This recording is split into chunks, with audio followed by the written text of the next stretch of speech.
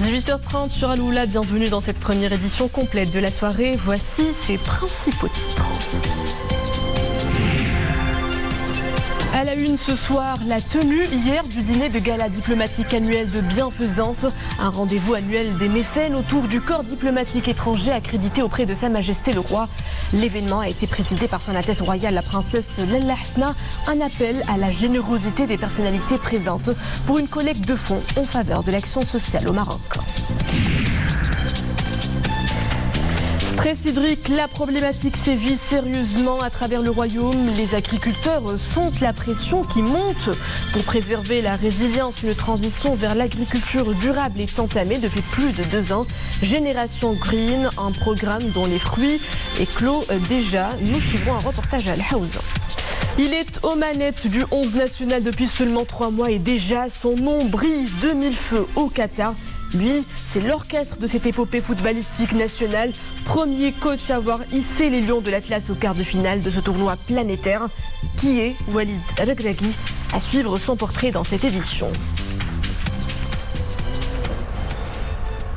Bonsoir, Son Altesse Royale la Princesse Lalla Hasna a présidé hier soir le dîner de gala diplomatique annuel de bienfaisance.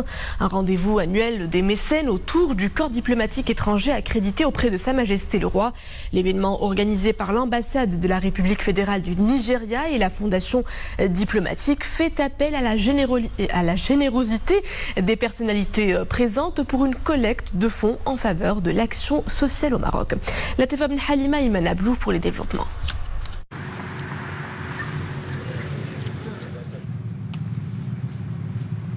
Le dîner de gala diplomatique annuel de bienfaisance. Un rendez-vous annuel rehaussé par la présence et le soutien de Son Altesse Royale, la Princesse Lalla Hasna. Comme à son accoutumée, l'événement réunit les généreux mécènes autour du corps diplomatique étranger accrédité au Maroc. Organisé par la Fondation diplomatique en partenariat avec les ambassades accréditées à Rabat, il se veut un vecteur de solidarité et de soutien au projet de bienfaisance dans le royaume en faveur des populations démunies. Il trouve également son essence dans l'approche de Sa Majesté le Roi Mohammed VI qui a toujours appelé à venir en aide aux personnes démunies et nécessiteuses, consacrant ainsi sous sa sage conduite les valeurs d'entraide, de solidarité et de compassion au sein de la société. Cette année encore, l'événement rassemble des diplomates, des hommes d'affaires, des artistes et bien d'autres personnalités qui ont le cœur sur la main. Au début de la cérémonie, Son Altesse Royale, la Princesse Lalla Hasna, a posé pour une photo souvenir avec le comité organisateur.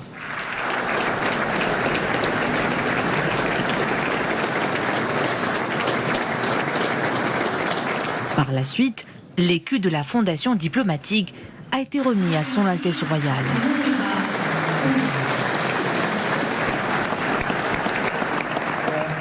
Dans une allocution de circonstance, l'ambassadeur de la République fédérale du Nigeria à Rabat, Al-Bashir Ibrahim Saleh Al-Husseini, a tenu à féliciter Sa Majesté le Roi et l'ensemble de la famille royale, ainsi que le peuple marocain pour la victoire historique de l'équipe nationale de football et sa qualification au quart de finale de la Coupe du Monde de la FIFA Qatar 2022. Par la même occasion, le diplomate a mis en avant les efforts déployés par les dirigeants des 2 pays frères pour le renforcement des relations bilatérales dans plusieurs domaines. Les recettes de ce dîner de bienfaisance iront aux orphelins, aux veuves et aux enfants en situation de précarité. C'est ma première participation à cet événement. J'en tire beaucoup de fierté. Notre partenariat avec le Maroc se renforce à la faveur de la vision éclairée de Sa Majesté le Roi, une coopération qui a encore de beaux jours devant elle.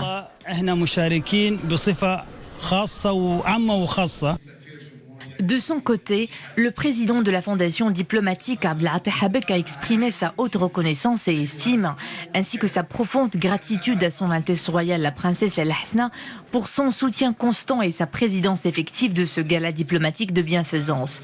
L'allocution met également en avant le partenariat stratégique entre le Maroc et le Nigeria et les liens forts unissant les 2 pays. Le partenariat liant le Maroc et le Nigeria revêt plusieurs aspects. Un caractère humain et économique qui ne cesse de se consolider. La coopération entre les 2 pays a connu un coup de boost grâce au projet du gazoduc Maroc-Nigeria.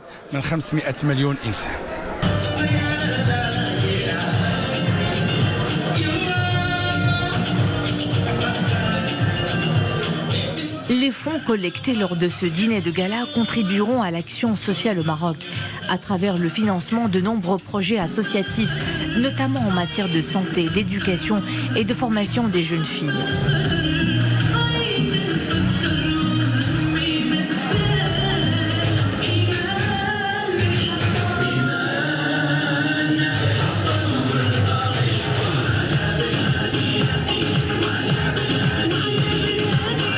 Le dîner de gala a été agrémenté par un programme artistique éclectique et des spectacles animés par l'artiste bissau-guinéen Pache Derima, la chanteuse Lamia Zaidi, le chanteur Abdelhafid Douzi ou encore le baryton d'origine marocaine David Serrero.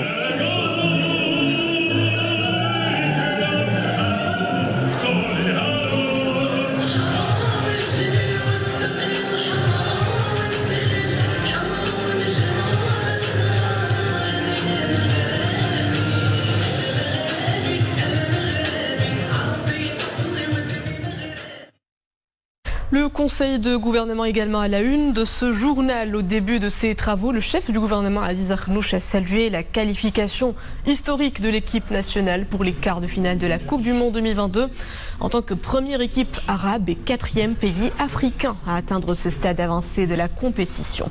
Aziz Akhnouch s'est par la suite exprimé sur l'évolution de la mise en œuvre du chantier de généralisation de la couverture médicale, un chantier que le gouvernement a réussi à généraliser conformément à l'agenda royal. 4 millions de familles marocaines sont en mesure de bénéficier des prestations de l'assurance maladie obligatoire de base tout en préservant les acquis de Ramed. C'est ce qu'a relevé le chef de gouvernement, notant que les familles peuvent continuer à bénéficier après que l'État a pris en charge leur cotisation à la caisse des prestations qui leur sont fournies par l'hôpital public avec une prise en charge directe de l'État. Également à l'ordre du jour de ce conseil, le plan d'accélération de la transformation de l'écosystème d'enseignement supérieur, de la recherche scientifique et de l'innovation. Le pacte ESRI 2030 a été présenté par le ministre de tutelle Abdeltef El Meraoui, un plan qui a pour vocation de bâtir un capital humain capable d'accompagner la dynamique de développement au Maroc. Le conseil de gouvernement a adopté également le projet de décret modifiant et complétant le décret instituant des taxes parafiscales au profit de l'Agence nationale de la sécurité routière NARSA et pris connaissance du statut du Centre africain pour le développement des ressources minérales adopté le 31 janvier 2016 à Addis Abeba en Éthiopie. Le projet de loi de finances 2023 adopté en intégralité en deuxième lecture à la Chambre des représentants. Le PLF 2023 a reçu l'aval de 102 députés alors que 27 autres s'y sont opposés et sans aucune abstention. Et ce après avoir fait son vote la matinée en commission des finances et du développement économique à la Chambre des représentants, toujours à la majorité.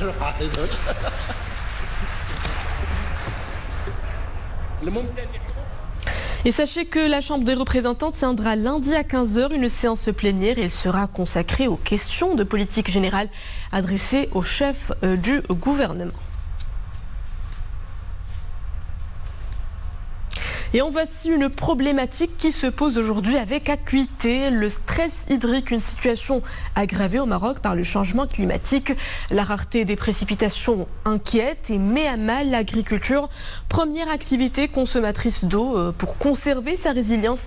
Le secteur entame depuis 2 ans une véritable transition avec à la clé la stratégie Génération Green 2020-2030. Stratégie mise sur les rails et impulsée par Sa Majesté le Roi.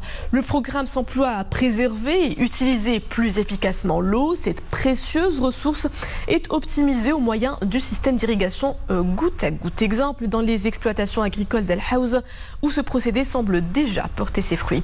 Abdelhamid Zubran et Iman Ablou. Nous sommes dans les régions les plus exposées à la rareté des ressources hydriques. El Haouz. Les conditions climatiques se font de plus en plus rudes, mais les professionnels de la terre ne sont pas livrés à leur sort. Pour faire face au déficit pluviométrique, un programme leur prête main forte. L'irrigation au goutte à goutte a de quoi sauver leurs exploitations agricoles. Boujma s'en réjouit, il a bénéficié du soutien de l'État. Résultat, plus d'économies d'eau et un meilleur rendement. Cela fait 16 ans que j'arrose le sol à l'aide des séguiens, mais ces dernières années, l'eau se fait rare et nos puits sont à sec. Grâce au soutien du ministère de tutelle, je profite des avantages du goutte à goutte. Moderniser les procédés d'irrigation, économiser l'eau, voilà donc une équation réussie au niveau de cette région. Les résultats sont probants. Le soutien du ministère de l'Agriculture s'inscrit dans le cadre du programme d'équipement des exploitations agricoles et de rationalisation des ressources en eau, dont la technique du goutte à goutte. Au niveau de Marrakech, par exemple, environ 22 000 hectares sont irrigués pour ce qui est de l'irrigation collective et 140 000 hectares pour ce qui est de l'irrigation individuelle.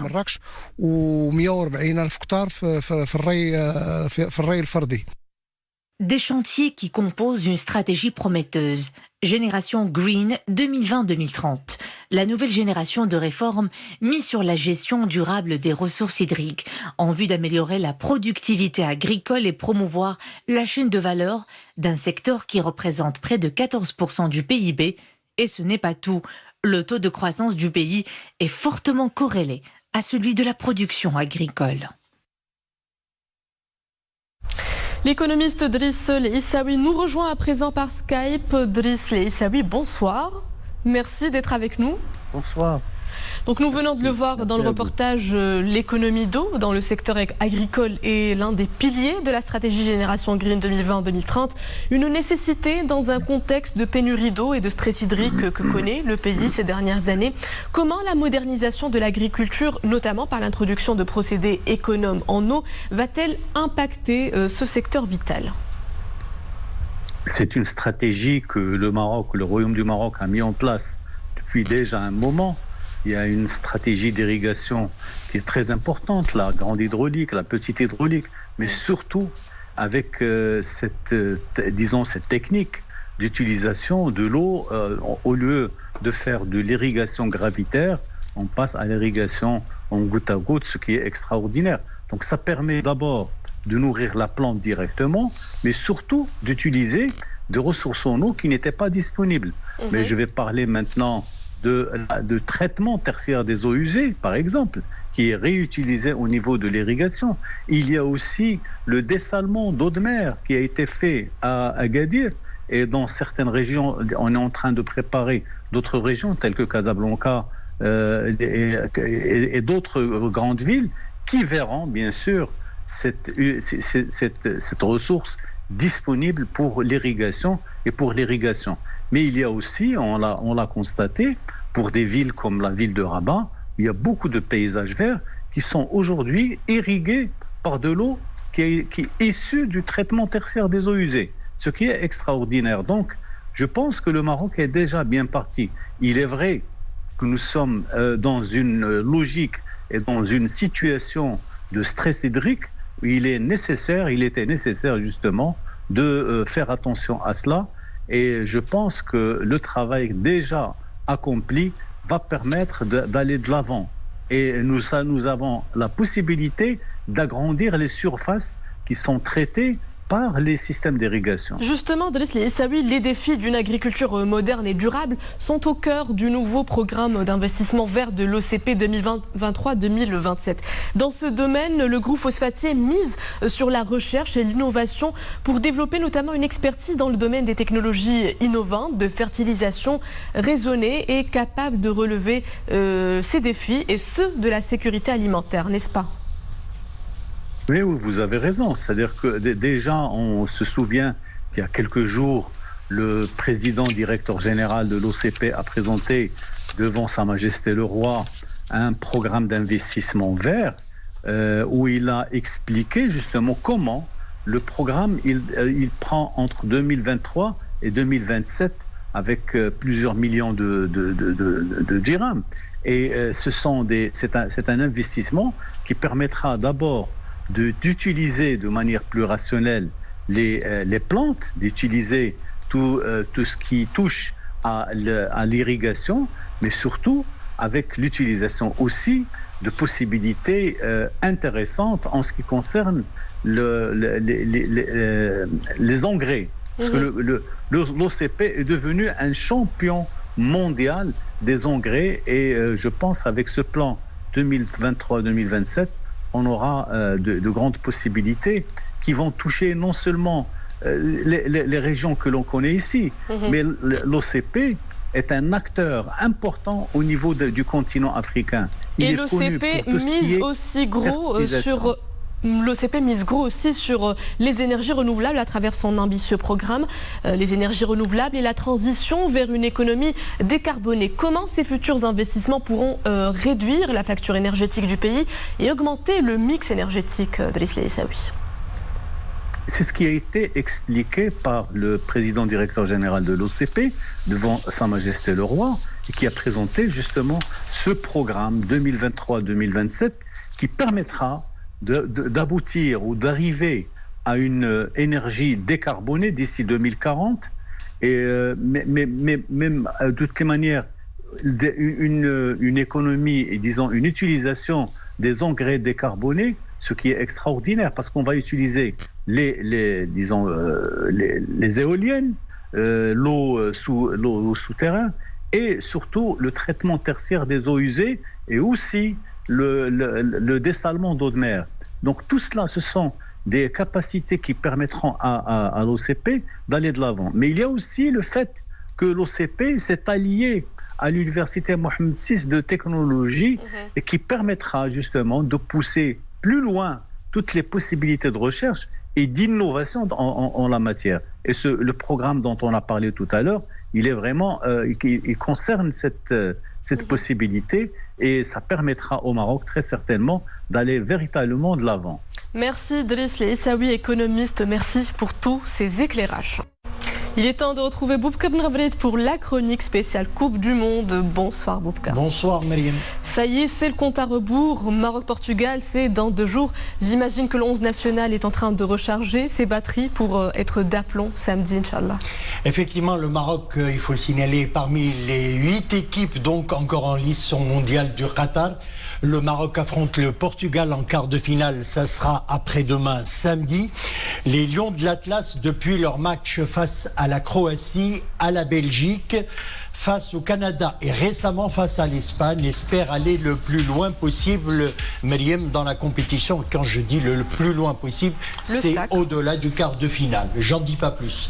Le Maroc n'a encaissé qu'un seul but depuis le début donc de la compétition.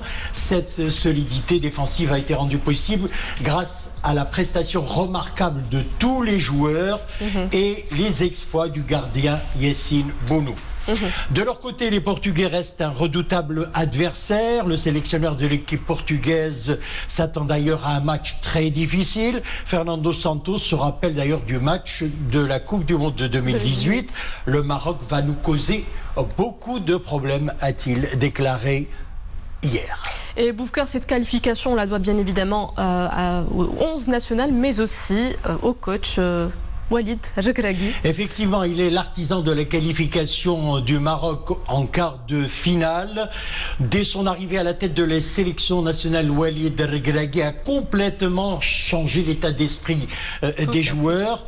Il a rempli 2 fonctions, il faut le dire, celle de sélectionneur national et puis celle de coach national, ou plutôt de coach mental plutôt. Il a travaillé sur le mental et la technique. Et sur le mental et sur la tactique de jeu et tout ça. Et Boubka, après la déroute de l'Espagne en 8e de finale, la fédération espagnole n'a pas tardé à sévir. Elle a réagi, et elle a réagi effectivement, et justement avant de passer au programme des autres quarts de finale, eh bien le sélectionneur espagnol Luis Enrique a été démis de ses fonctions aujourd'hui, 2 jours après l'élimination de la Roja en 8e de finale du Mondial 2002 contre le Maroc. Il a été nommé à la tête de l'Espagne, rappelons-le, en juillet 2018. Et c'est Luis de la Fuente qui a été nommé nouveau sélectionneur de l'Espagne. C'est ce qu'annonce la fédération espagnole. Jusqu'ici entraîneur de la sélection espagnole des moins de 21 ans, Luis de la Fuente sera présenté lundi et fera donc ses premiers pas en mars avec les matchs de qualification pour l'Euro 2024 en Allemagne. Et on passe à un autre match très décisif demain, un choc, un duel, la Croatie-Brésil, Boubka. C'est un choc entre deux grands du football, la Croatie vice-championne et le Brésil. Ça a toujours été une grande nation de football. Les vice-champions du monde que nous avons tenus en échec lors des phases de groupe comptent rééditer donc leur exploit et leur performance de Russie 2018. Les Croates auront fort à faire face à de redoutables adversaires. Impitoyable face à la Corée du Sud, 4-1. Les Brésiliens rêvent de nouveau en grand également au sein de la Seleção, dont plus de la moitié de l'équipe qui s'était inclinée face à la Belgique en Russie a été renouvelée. L'état d'esprit a changé. Le Brésil a de quoi faire peur à ses adversaires avec des joueurs donc de talent. Ils ont pour nom Antony, Rafinha, Rodrigo ou encore Vinicius Junior qui ont toujours su mener la danse sur la pelouse. Le Brésil a justement de quoi faire peur et ils auront l'occasion de jouer les demi-finales de la Coupe du Monde pour la 9e fois de leur histoire. La 9e fois et ça sera vendredi à 16h. Le Brésil affronte donc la Croatie. Un autre match intéressant également à suivre vendredi, c'est-à-dire demain, il s'agit des Pays-Bas qui joueront l'Argentine, c'est à 20h. Et puis samedi, rappelons-le, le Maroc affronte le Portugal à 16h. Et puis la France jouera l'Angleterre, un match fixé à 20h, un match très intéressant à suivre d'ailleurs. L'avenir de nos assiettes fait débat à Abu Dhabi. Le Salon international de l'alimentation s'est ouvert hier avec la participation du Maroc. Avec son florilège de produits du terroir, un seul mot d'ordre pour cette première édition, la sécurité alimentaire. Un défi immense qui passe par l'innovation des modes de production. Dans ce domaine, le Maroc a de quoi s'enorgueillir. Reportage de nos envoyés spéciaux Abdelhamid Gibran, Abdelrahman Zia, le commentaire est de Maria Aouad. Il est visible de loin, le pavillon marocain et ses 25 stands régionaux où est exposée la fine fleur des produits du terroir marocain. Huile d'olive, miel d'armous, dattes mahjoul originaires de Tiafilelt, safran parfumé, verveine et autres plantes séchées. Le tout est mis en valeur dans ce décor traditionnel marocain. Les stands du Maroc sont vraiment magnifiques. Ils sont reconnaissables de loin grâce à leur design mauresque si spécifique de l'architecture arabo-andalouse. À l'intérieur, c'est le cœur du Maroc que l'on retrouve. Un voyage au milieu des senteurs et des épices. J'ai envie de tout acheter et j'ai surtout hâte de découvrir au plus vite ce pays magique. 422 femmes issues de 74 coopératives agricoles participent pour la première fois à ce salon international de l'alimentation. Une présence significative dont l'objectif est de promouvoir leur savoir-faire qui fait la part belle au bio. Dans ce secteur, le Maroc semble bien se positionner sur le marché du Moyen-Orient.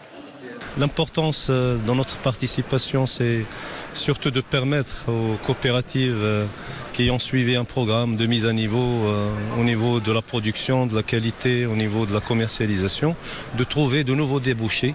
Surtout que 60% des coopératives qui participent à cette édition participent pour la première fois à un salon international. Et donc c'est important pour elles de trouver des opérateurs ici, de conclure des contrats pour l'export des produits, les produits de terroir marocain. Un salon aux allures de promenade sensorielle, à travers les goûts et les saveurs d'un royaume où l'agriculture est non seulement un vecteur de lien social, mais aussi une filière clé dans le cadre du plan vert pour la labellisation des produits du terroir marocain. Et avant de vous quitter, cette alerte météo de fortes pluies localement orageuses sont attendues à Taroudan avec des hauteurs estimées entre 40 et 80 mm. Des précipitations moins abondantes prévues demain du côté d'Inzganait Melloul, El Haouz, Tiznit, Chokait Baha, Agadir Daoutanan, Sidifni, Gulmim et Tantan où il tombera entre 30 et 50 mm. Attention par contre au vent, il soufflera assez fort sur les côtes atlantiques au nord des Sabira et au Rif occidental. De la pluie qui s'installera donc en cette fin de semaine. Un épisode pluvieux qui va durer jusqu'à samedi dans le nord du royaume. Et voilà, c'est ainsi que prend fin cette édition. Merci à vous de l'avoir suivi. À 20h30, le retour de l'information avec le journal Raïsia. Très belle soirée à tous sur Al-Oula.